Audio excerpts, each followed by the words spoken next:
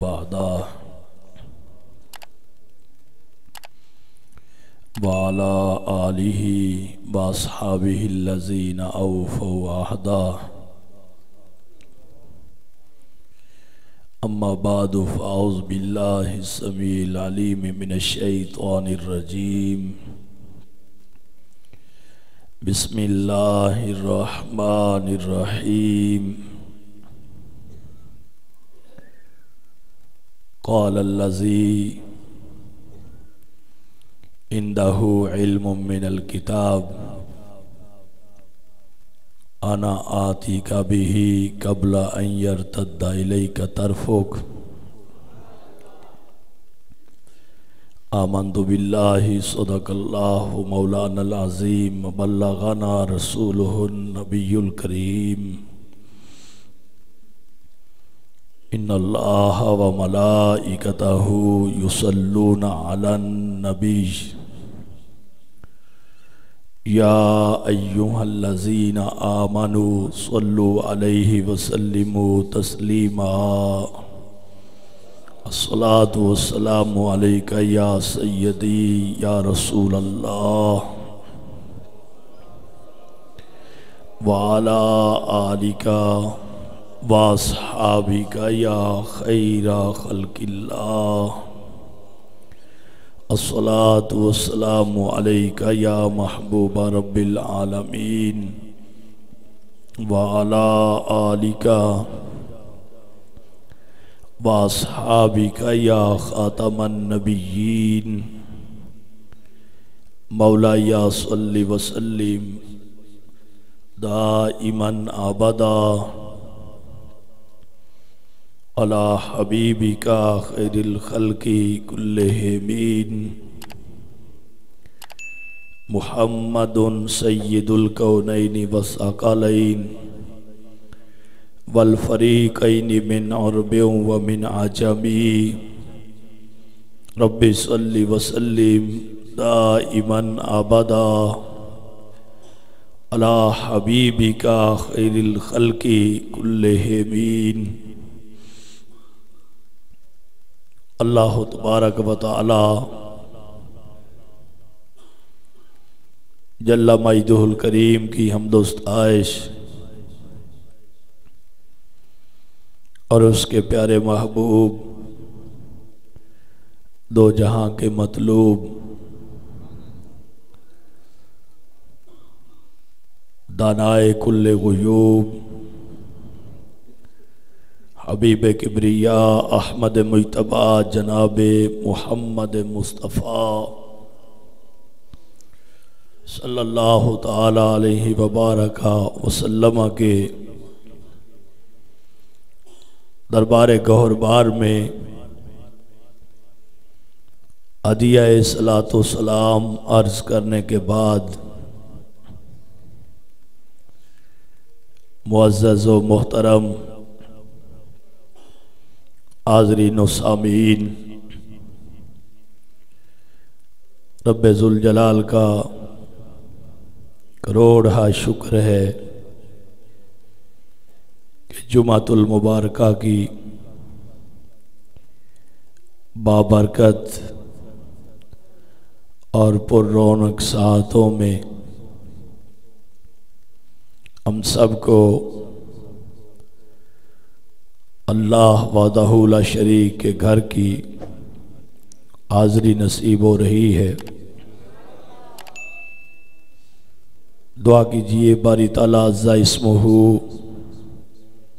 ان لمحات کو اپنی بارگاہ عالیہ میں قبول فرمائے اور باری تعالیٰ عز اسمہ ہم سب کو زندگی میں بار بار ایسی ساتھیں عطا فرمائے۔ گرامی قدر سامعین، مسئلہ استمداد پہ گفتگو جاری ہے۔ مقربین رب ذوالجلال اللہ وحدہ لا شریک کے मुकर्रबीन अंबिया अलैहिस्सलाम, रसूल अज़ाम अलैहिस्सलाम और औलिया कामिलीन, उनसे मदद मांगना और उनका मदद करना अल्लाह वाहदहू ला शरीक के फरमान से भी इसका सबूत मौजूद है और आका अलैहिस्सलातु व तस्लीम के फरमान से भी इसका सबूत मौजूद है।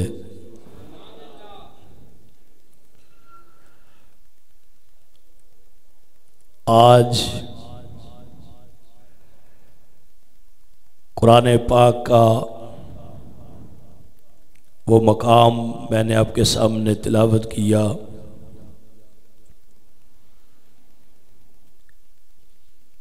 जिससे ये पता चलेगा कि ये उम्मत तो है ही सारी उम्मतों की सिरदार और हमारे आका सल्लल्लाहु ताला अलैहि वसल्लम सारे अंबिया और रसूल के सिरदार गुज़श्ता उम्मतों के अंदर भी गुज़श्ता अंबिया अलैहिस्सलाम को भी रब्बे ज़ुल जलाल वहदहू ला शरीक ने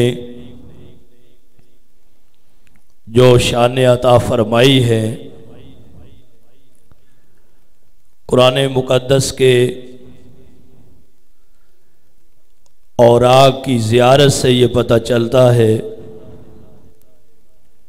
और कुरान पाक की आयात बय्यनात की तिलावत से ये पता चलता है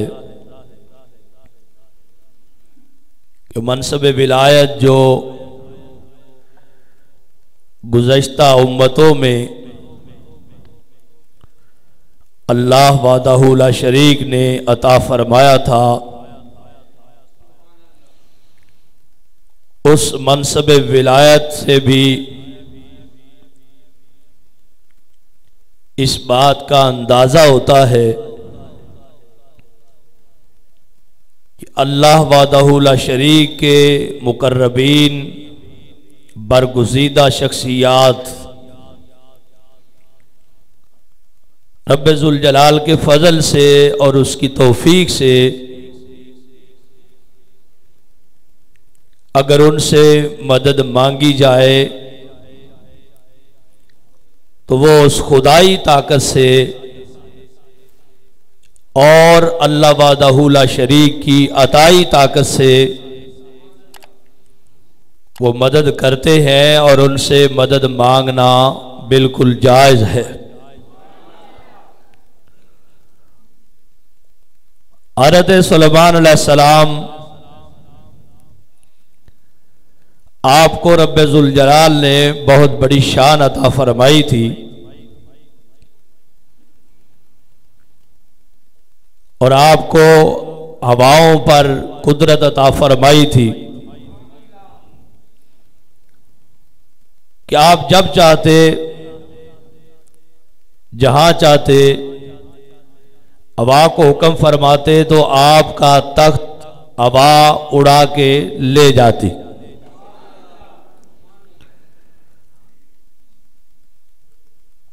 तो अल्लाह वाहदहू ला शरीक का कोई भी पैगंबर अलैहिस्सलाम गैर मामूली शान का हामिल होता है।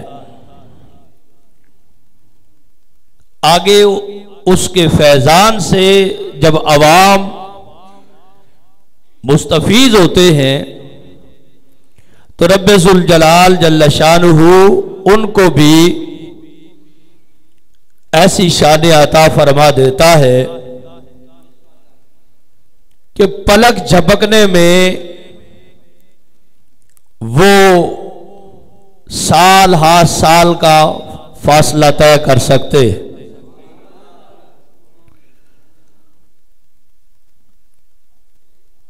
हज़रत सैयदना सुलेमान अलैहिस्सलाम का दरबार लगा था तो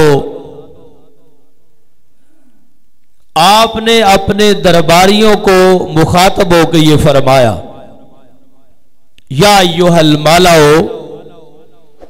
ایکم یاتینی بعرشھا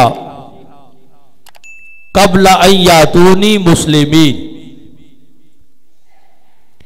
فرمایا مجھے یہ بتاؤ بلقیس کا تخت جو ہے ان کے آنے سے پہلے تم میں سے کون میرے پاس لے آئے گا؟ معتبر ترین کتب کے اندر یہ موجود ہے کہ تخت بلقیس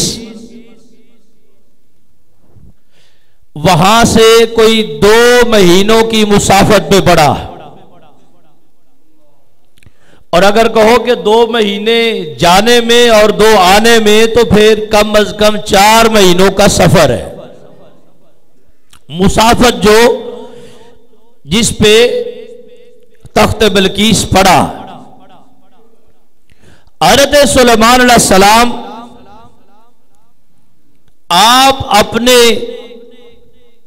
پاس بیٹھے ہوئے بارگاہ میں حاضرین سے یہ مخاطب ہو کے فرما رہے ہیں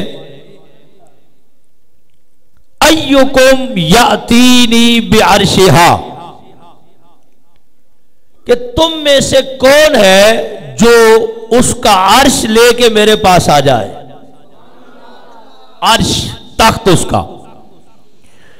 اور قرآن پاک نے اس بات کو بیان کیا کہ وَلَهَا عَرْشٌ عَظِيمٌ، اس کا تخت بہت بڑا تخت تھا. اگرچہ بیٹھنے کی کرسی تھی لیکن وہ عام کرسی نہیں تھی، عام چیئر نہیں تھی، بہت بڑا تخت تھا. یہاں تک کہ مفسرین نے لکھا طولہ 80 ذراعا، 80 ذراع، 80 ہاتھ اس کی لمبائی ہے. بات سمجھ رہے ہیں نا؟ تخت بلقیس 80 ہاتھ یا 80 گز، 80 ذراع اس کی لمبائی ہے. وَعَرْضُهُ 40 ذراعًا، اور اس کی چوڑائی بھی 40 ہاتھ ہے. 40 گز کہہ لو. وَارْتِفَاعُهُ 30 ذراعًا،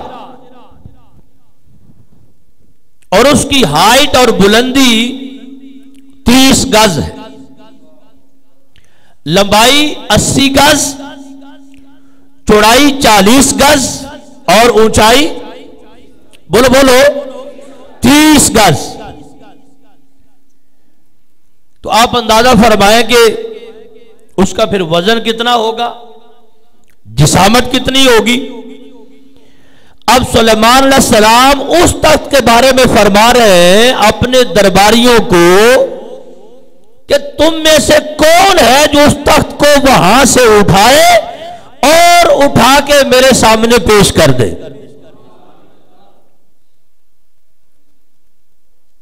اور وہ تخت جو ہے کہیں باہر نہیں پڑا ہوا، اس کا ایک خاص محل ہے. اور یہ بھی مفسرین نے نقل کیا کہ اس خاص محل کے 7 دروازے. کتنے؟ یعنی ایک دروازہ آپ اس سے انٹر ہوتے ہیں تو اس تخت تک جانے کے لیے آگے پھر ایک دروازہ آئے گا، آگے پھر ایک دروازہ آئے گا. اس طرح 7 دروازوں سے گزرے تو وہ جا کے تخت تک پہنچ سکتا. یہ وہ خاص محل ہے. اب اس محل تک پہنچنے کے لیے اس کے باہر 7 اور محل ہے.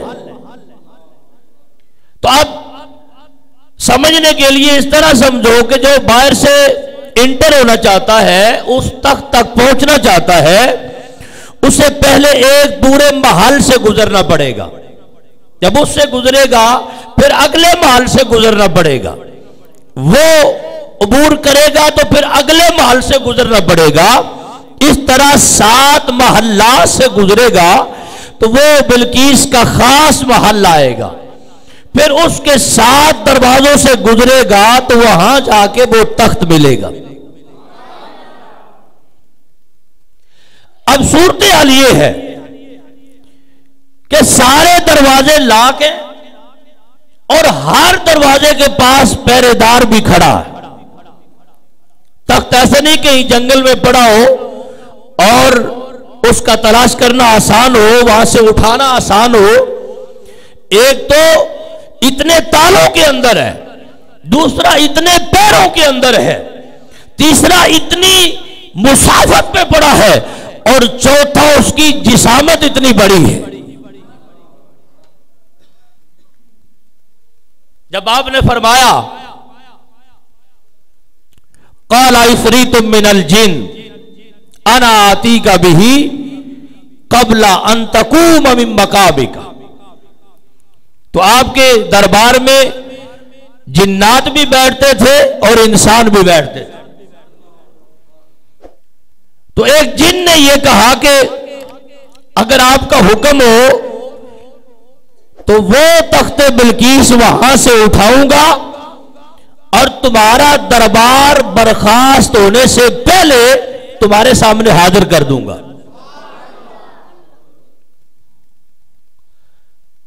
اور جنات کی طاقت جو ہے یہ تو عام لوگ بھی سمجھتے ہیں،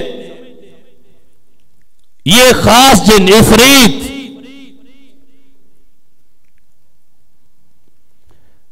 اس کے بعد آپ کی بارگاہ میں بیٹھنے والا ایک اللہ کا ولی بولا،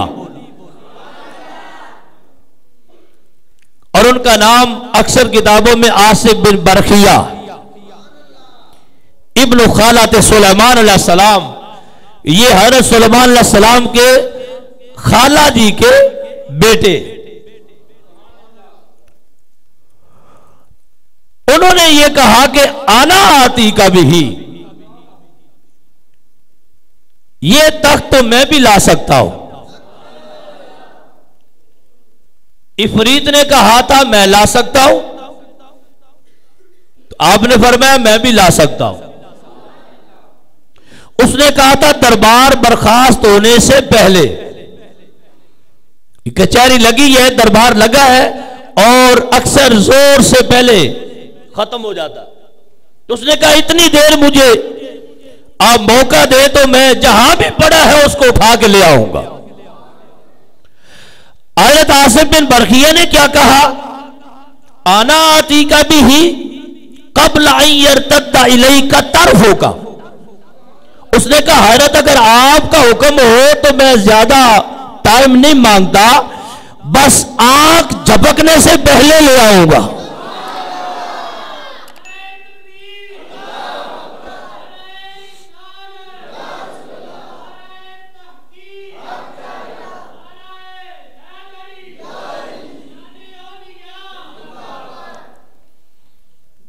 اب آنکھ جھپکنے میں کتنی دیر لگتی؟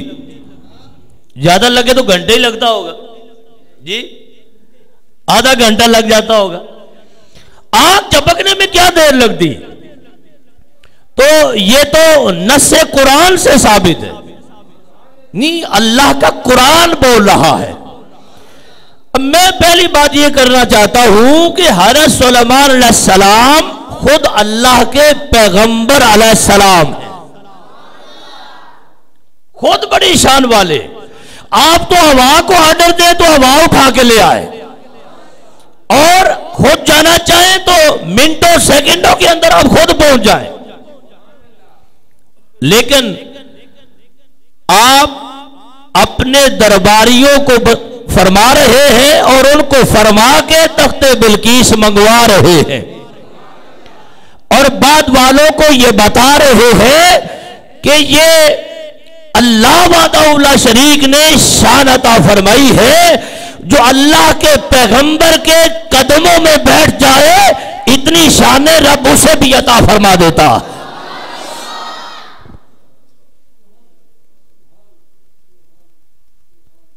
عرش عظیم ہے.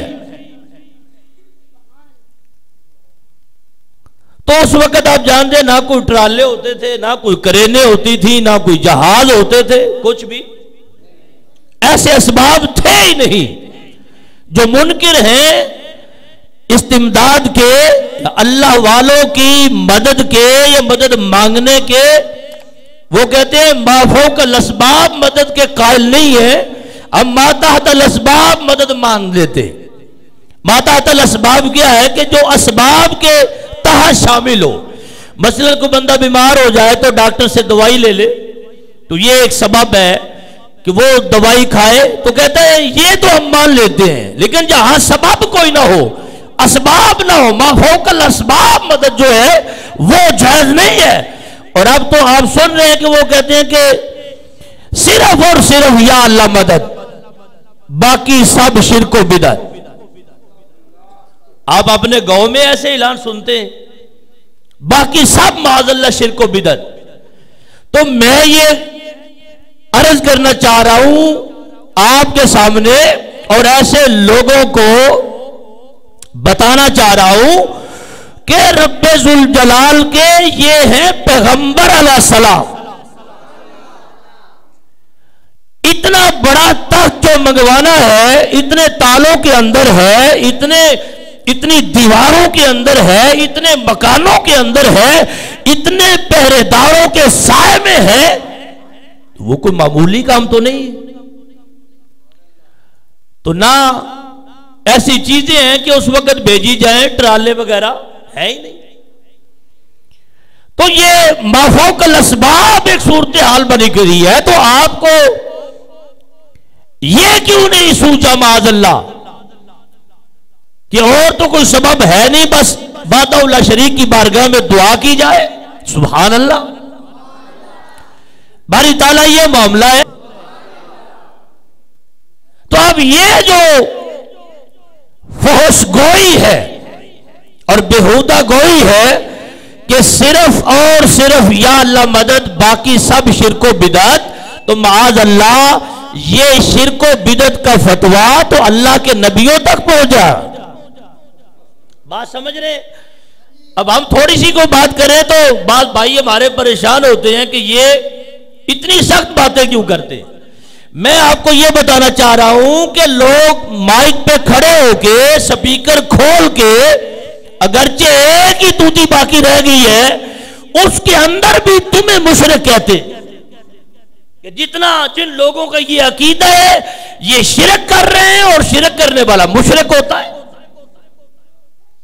تو شرک سے بڑی کو گالی اور ہو سکتی؟ کسی کو مشرک کہہ دیا جائے تو سارے عام لوگ کہہ رہے ہیں. اب یہ قرآن پاک کا مقام جو میں آپ کے سامنے پیش کر رہا ہوں، یہ کسی عام شخصیت کا قول نہیں ہے، یہ حضرت سلیمان علیہ السلام ہے. تخت بلقیس لانا تو حضرت سلیمان علیہ السلام کے عمل سے، قول سے، آپ کے موقف سے یہ پتا چلا کہ اللہ کے بندوں سے مدد مانگنا جائز ہے. اب ایک تو یہ مسئلہ ہے کہ جائز ہے ناجائز ہے، اور دوسرا یہ مسئلہ ہے کہ جائز ناجائز ہونا یہ تو بڑا چھوٹا مسئلہ ہے. شرک اور کفر ہونا یہ تو بہت بڑا مسئلہ، اور لوگ اس کو شرک کہتے ہیں اور یہ عقیدہ رکھنے والوں کو مشرک سمجھتے، اور صرف آج تقریروں میں نہیں کہتے، یہ ان کی کتابوں میں لکھا ہوا ہے، ہم دکھا سکتے. ارے سلیمان علیہ السلام نے جب فرمایا تو عفریت نے کہا کہ دربار برخاست ہونے سے پہلے لا سکتا ہوں. بڑی طاقت ہے. نہیں 2 ماہ جانے میں لگتے ہیں، 2 مہینے آنے میں لگتے ہیں، یا کم از کم 2 مہینے لگتے ہیں، اور وہاں سے اٹھانا ہے اور اٹھا کے لانا ہے اور لا کے دکھانا ہے. مذاق تو نہیں ہے نا. لیکن جنات سے بھی بڑھ کے رب ذوالجلال نے حضرت انسان کو بڑی شان عطا فرمائی. انا آتی کا بھی قبل ان یرتد الیک طرفک. کوئی زیادہ پیریڈ نہیں چاہیے، زیادہ ٹائم نہیں چاہیے، زیادہ انتظار نہیں چاہیے. آنکھ جھپکنے سے بھی پہلے. اب یہ تو اللہ کا قرآن ہے، یہ 19واں پارہ ہے، یہ سورہ نمل ہے جس کا نام چونٹی کے نام پر رکھا گیا. یہ سورہ نمل بول رہی ہے، میرے اللہ کا قرآن بول رہا ہے. اب اس میں بھی کوئی شک ہے؟ تو یہ نہیں کہ انہوں نے وعدہ تو کر لیا تو پھر لا تو سکتے نہیں تھے معاذ اللہ. انہوں نے جو بات کی اس کو پورا کر کے دکھایا. تخت بلقیس وہاں سے اٹھایا اور اٹھا کے حضرت سلیمان علیہ السلام کے سامنے پیش کیا. فَلَمَّا رَآهُ مُسْتَقِرًّا عِندَهُ قَالَ هَذَا مِنْ فَضْلِ رَبِّي. جب تخت سامنے آ گیا اور سامنے اس نے قرار پکڑا اور پڑا ہوا دیکھا تو سلیمان علیہ السلام نے کیا فرمایا؟ یہ میرے اللہ کا فضل ہے. یہ شرک نہیں ہوا، یہ بدعت نہیں ہوئی، یہ بدعت سیاح نہیں ہے، یہ غیر اللہ کی مدد اس معنی میں نہیں ہے، یہ اللہ کا فضل ہے. اگر عاصم بن برخیہ سے سلیمان علیہ السلام مدد مانگے اور وہ مدد کر کے دکھا دے تو شرک نہیں ہوتا. اگر میرا طوطا مدد کر دے تو پھر کیوں شرک ہوتا ہے؟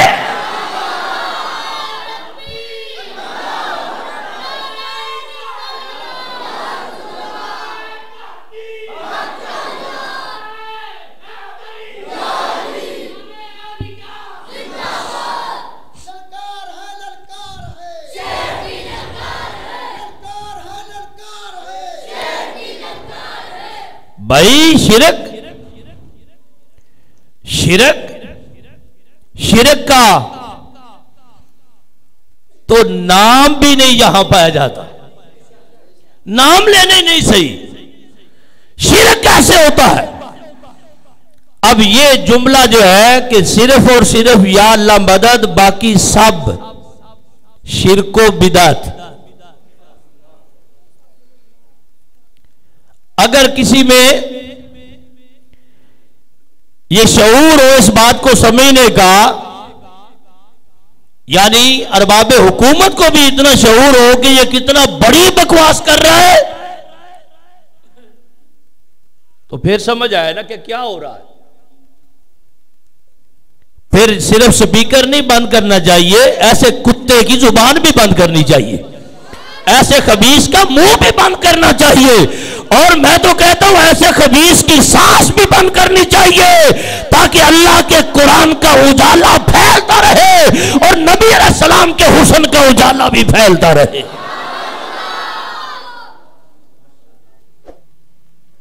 باقی سب شرک و بدعت معاذ اللہ.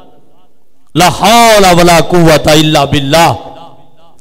اب یہ تو قرآن پاک کی آیت نے ثابت کیا. میں کہتا ہوں یہ جملہ جو لوگ بولتے ہیں کہ صرف اور صرف یا اللہ مدد باقی سب شرک و بدعت، میں پورے وثوق اور چیلنج سے کہتا ہوں کہ قرآن پاک کی کسی ایک آیت سے دکھائے. زور سے بولو. آقا علیہ السلام کے کسی ایک فرمان سے دکھائیں. نہیں دکھا سکیں گے. کیسے دکھا سکیں گے؟ تو اللہ والوں سے مدد مانگنا ہم تو قرآن سے دکھا رہے ہیں، اللہ کے قرآن سے دکھا رہے ہیں. اتنی بڑی مدد ہے. اب 80 گز لمبا، 40 گز چوڑا، 30 گز اونچا اتنا بڑا تخت اٹھانا ہے اور اٹھا کے لانا ہے اور لا کے دکھانا ہے اور پلک جھپکنے سے پہلے دکھا رہا ہے.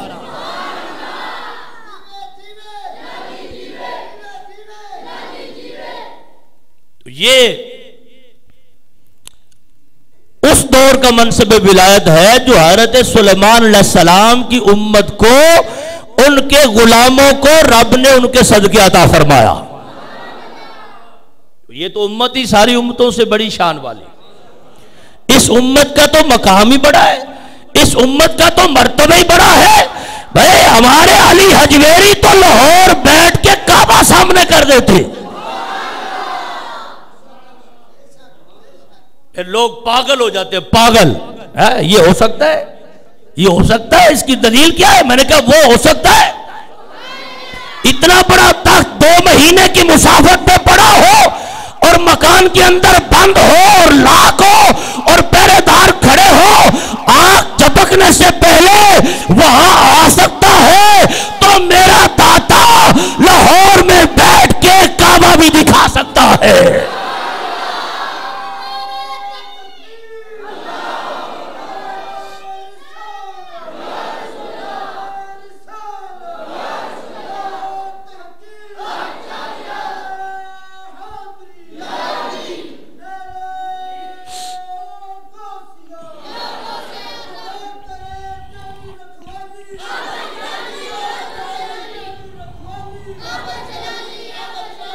دیکھیے آپ نے پھر فرمایا کیا؟ ہاذا من فضل ربی، یہ یعنی یہ تخت جو آیا ہے، آپ پھر اپنے درباریوں کو فرما رہے ہیں یہ جو تخت آیا ہے من فضل ربی، یہ ہے میرے رب کے فضل سے، یعنی کرم اسی نے فرمایا ہے، مقام اسی نے عطا فرمایا ہے، شان اسی نے عطا فرمائی ہے، اور آصف بن برقیہ نے نگاہ جھکائی ہے۔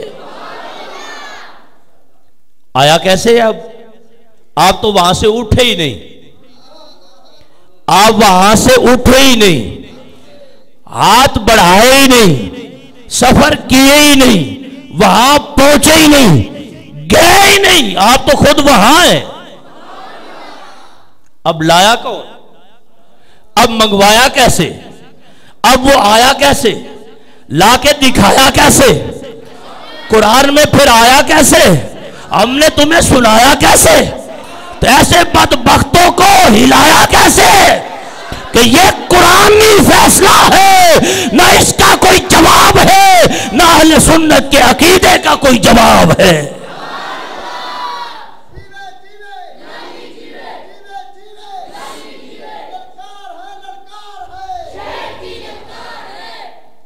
تو کیا رب تعالیٰ نے شرک سے قرآن کو بھر دیا؟ معاذ اللہ، یہ شرکیہ معاملہ تھا، اس توحید والے نے قرآن میں رکھ دیا۔ اللہ معاف فرمائے، وہ توحید والا ہے، اس کی اپنی توحید ہے، اور یہ شان ساری وہ اپنے فضل سے خود عطا فرماتا ہے۔ آیا کیسے؟ بڑی معتبر تفسیروں کے اندر یہ روایت موجود ہے، مفسرین نے لکھا کہ حضرت آصف بن برقیہ نے اسم اعظم پڑھا ہے، اسم اعظم یعنی اللہ کا وہ خاص اسم گرامی، اس کا ورد کیا، اپنی زبان سے اللہ کا نام لیا ہے۔ لوگوں کی زندگیاں گزر جاتی دھکے کھاتے ہوئے، جی بسترے اٹھاتے ہوئے، دھکے کھاتے ہوئے، اور کہتے اللہ اللہ کرو، لیکن اللہ کہنا تو آئے نا کسی کو۔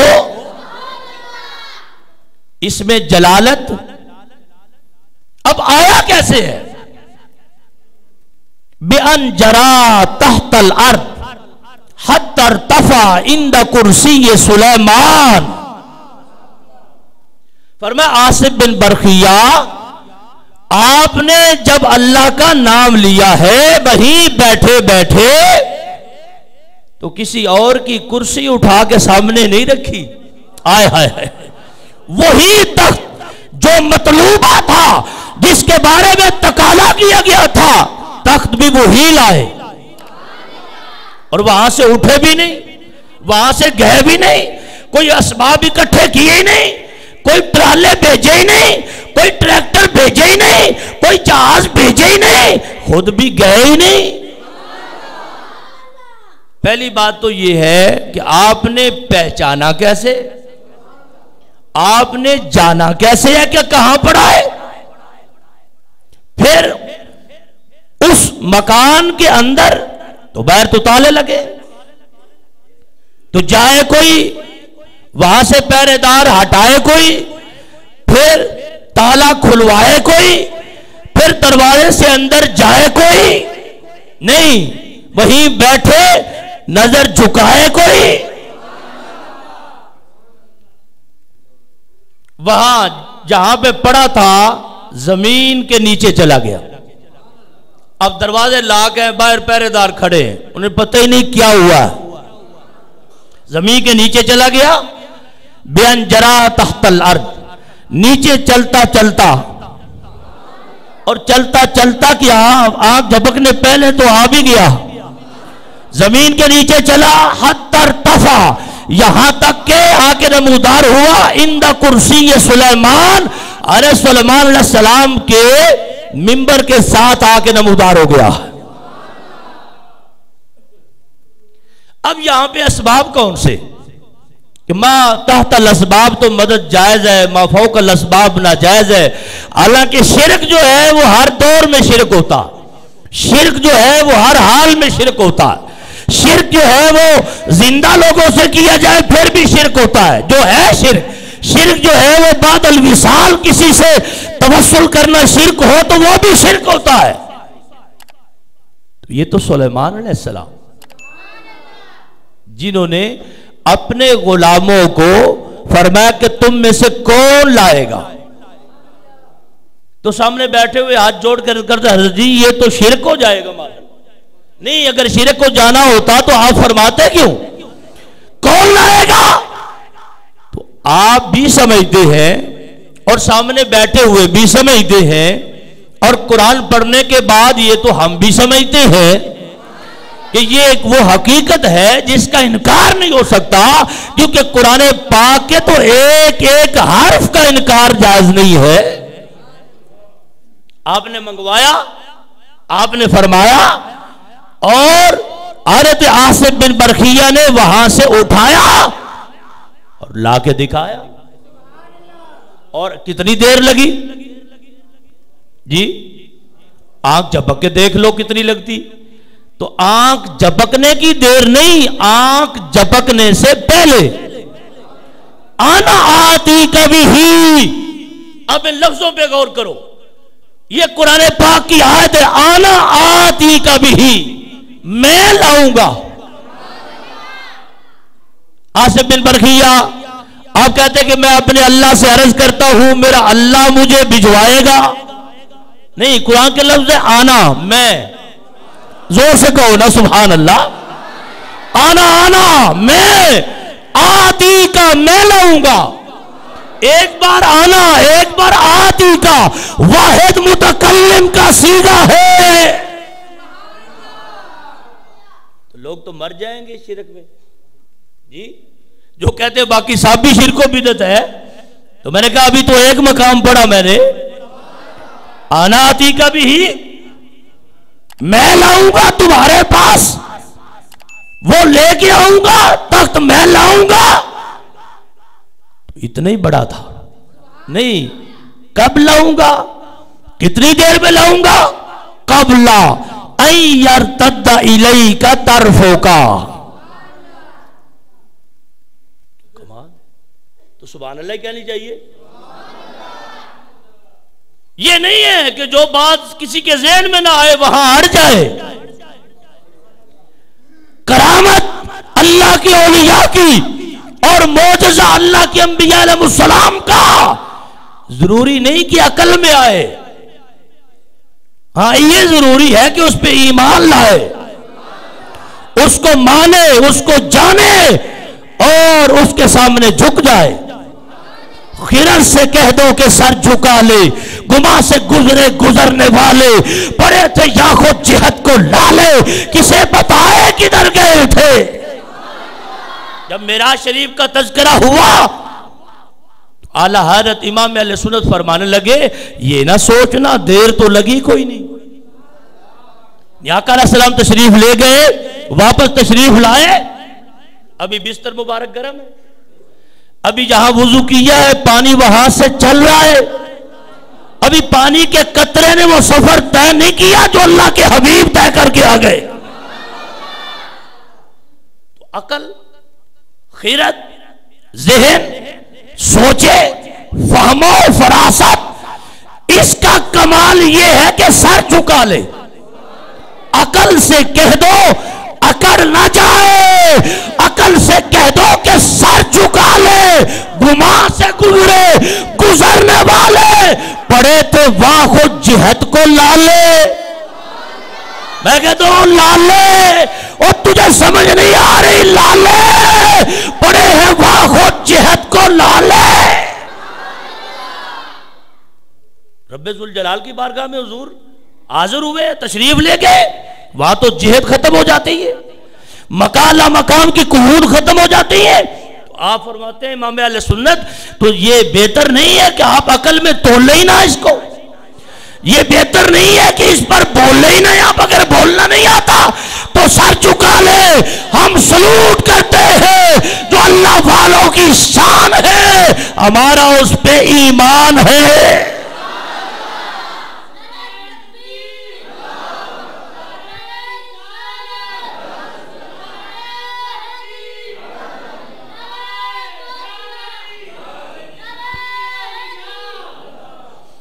گرامی قدر سامعین، پتہ چلا اللہ والوں سے مدد مانگنا، اللہ والوں کا مدد کرنا، اور اتنی بڑی مدد کرنا اور اتنی جلدی، تو ہم کہیں المدد یا غوث اعظم، تو غوث اعظم تو وہ ہے جن کی شان ہی بڑی ہے۔ حضور غوث پاک تو میں عرض کر چکا کہ غوث العظم ہے، غوث الثقلین ہے، اور کسی ایک زمانے کے غوث نہیں ہے آپ۔ حضرت امام حسن عسکری کے بعد سے لے کر حضرت امام مہدی کے آنے تک یہ غوث العظم کا زمانہ ہے، وہ غوث العظم ہے ہمارے، اور وہ غوث الثقلین ہے۔ انسانوں کے بھی غوث ہیں، جنوں کے بھی غوث ہیں۔ گرامی قدر سامعین، لہذا قرآن پاک کے ایک مقام سے مسئلہ استمداد پہ میں نے آپ کے سامنے یہ تھوڑی سی روشنی رکھی۔ اب ہم دیکھتے ہیں کہ کس میں ہے ہمت کہ ہم سے پنجہ آزمائے۔ اس میں ہم اعلان کرواتے ہیں، اس لیے نہیں کرواتے، ہم تو اس لیے کرواتے ہیں کہ لوگوں کے دلوں میں روشنی ہو اور شوق پیدا ہو کہ جمعے میں کون سا موضوع آ رہا ہے۔ اب وہ 2 نمبر جو ہے وہ کہتے ہیں کہ آپ اعلان نہ کروائیں تو ویسے مر جائیں، اور کروائیں تو ویسے مر جائیں۔ تو میں نے کہا آپ سیدھے مر جائیں جی، کلمہ پڑھ جائیں، آپ بھی قرآن والے ہو جائیں، اولیاء کی جماعت میں آ جائیں، رسول اللہ صلی اللہ علیہ وسلم کے غلاموں کی جماعت میں آ جائیں تو مسئلہ ہی ختم ہو جائے۔ انہوں نے کہا ہم نے جلسہ رکھ لیا، کبھی جمعے کا موضوع رکھ لیا۔ میں نے کہا چلو پتہ چلتا ہے جلسے میں اب کب بم گراتے ہیں، پھر ہم اگلے جمعے پھر خبر لیں گے جی، اس سے پہلے لیں گے۔ ہم نے کہیں سے آنا ہے دور سے جا کے۔ اللہ وحدہ لا شریک توفیق عطا فرمائے عمل کی اور اخلاص کی اور اللہ کے پیاروں سے پیار کرنے کی۔ باری تعالیٰ جل شانہ ہم سب کی حاضری کو اپنی بارگاہ عالیہ میں قبول فرمائے، اپنی خصوصی رحمتوں کا نزول فرمائے۔ وآخر دعوانا الحمدللہ رب العالمین۔